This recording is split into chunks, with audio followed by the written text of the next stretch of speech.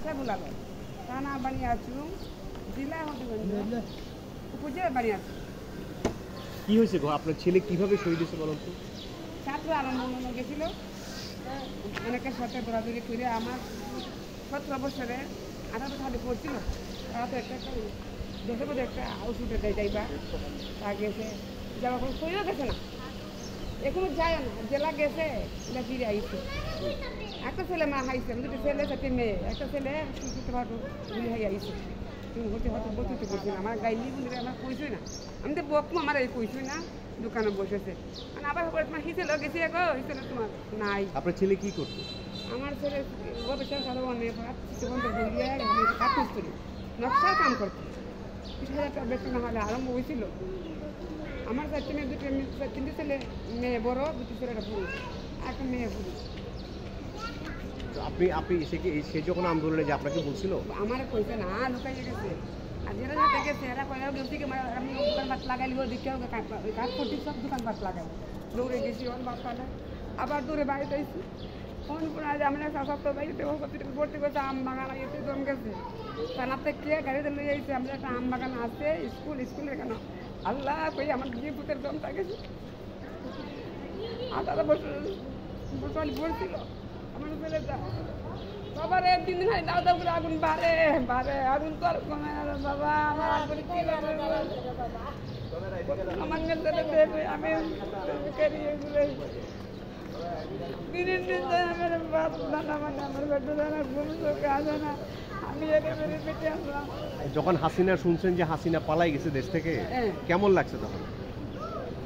এই বেলা তো ফুটি লাগছে বাবা, ঠিক আছে জানতা আমার এই সময় বুঝতে দিয়ে ওই বলতে তৈরি কথা বলে কেন ওই দেখো দেখবে পুত্র মারা যায়, পুত্র আগে জানে মা আমার এক দিন আগে এখন আপনি এইটার আপনার ছেলে যে মেরে ফেলছে যে হাসিনা, তারপর আরো পুলিশেরা, এইটার বিচার আপনি কিভাবে, আপনি কিছু বিচার চান?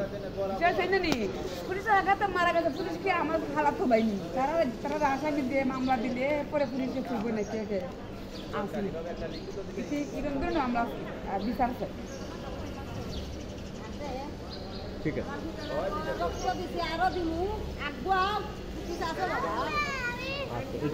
এটা দিয়ে এই ভিডিওগুলো দিয়ে। আপনার বোনটা কই, আপনার মেয়েটা কই? আমার আপনার মেয়ে আচ্ছা, আপনি এখানে আসেন,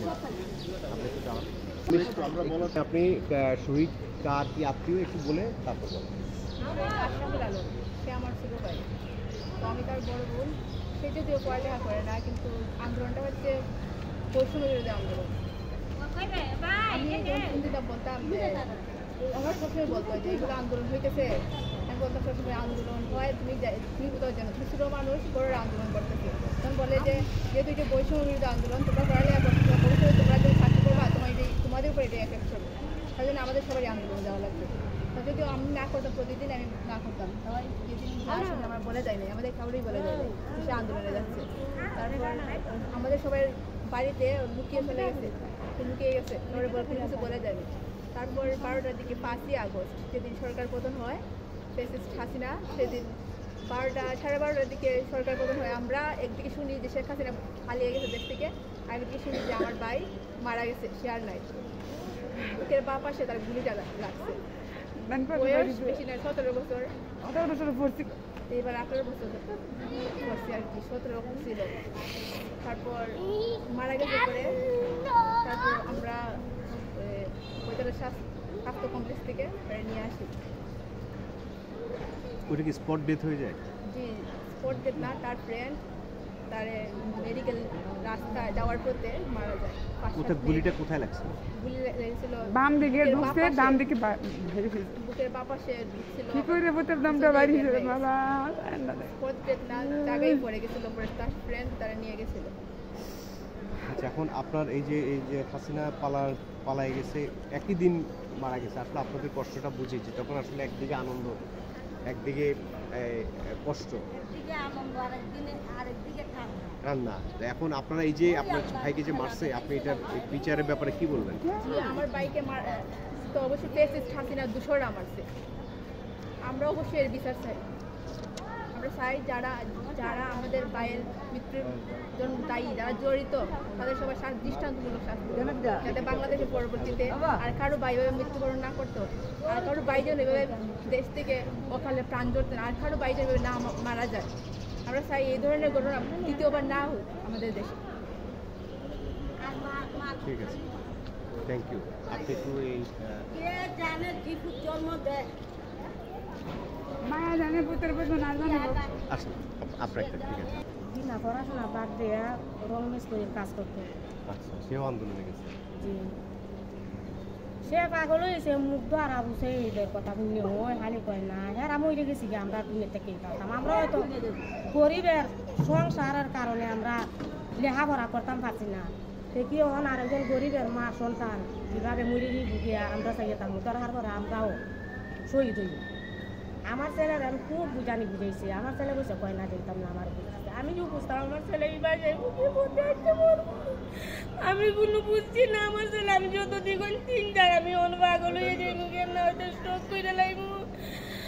আমার ছেলে ও তো হাতের বানাল ছেলে, আমার ছেলেটা পথে আটকে গেল আওয়ামী লীগের তুষারের কারণে, আর আমার ছেলে ও মরে যাবে দেখে না মুগ্ধ আর ওই আবু সুহেলের কথা পুণ্যে সিধা উতালা হয়েছে। এখন আমরা দুনিয়া থেকে তাড়াতাম দেশের জন্য জীবন দিমু, জীবন দেলাইমু, আর জীবনটাকে কি তাড়াতাম। আমার ছেলে আমি বানিয়ে সঙ্গে ওই জাতিকন্যাপাড়া আমার বাড়ি। আমার ছেলের নাম ওয়াজিল শহীদ। আমার 3 ছেলে 1 মেয়ে। আমার ছেলে লাসুটুরি, এর বড় লাইন তো কোনো বিবাহ করছে না। আমার ছেলে এর মতে মরার পরে আমরা শুনছি বিবাহ করছে দে, আর 2 জনে কইছেও এইভাবে বিবাহ করছে। আচ্ছা করছে আমার বড় ছেলে লাইন যেমন তো ইয়া বিবাহ করছে, হের আর তো মান সম্মান হের আর দুসরা হের আরে আমি মত কইরেন না, আমার বড় মত কইরেন না, মেয়েটারে আমার ভাই দিতাম। এর বিলটা আমার ছেলে 1 মাস 10 দিনের দিন মরে গেছি। আমার ছেলে মরাতে আমার যে তুই আছে ছেলে বড়লা এরা পাগলের বেশ, আমরা ফ্যামিলির সবে দানা বানি ছাড়া। আমি চাই আমার ছেলে হত্যার বিচার।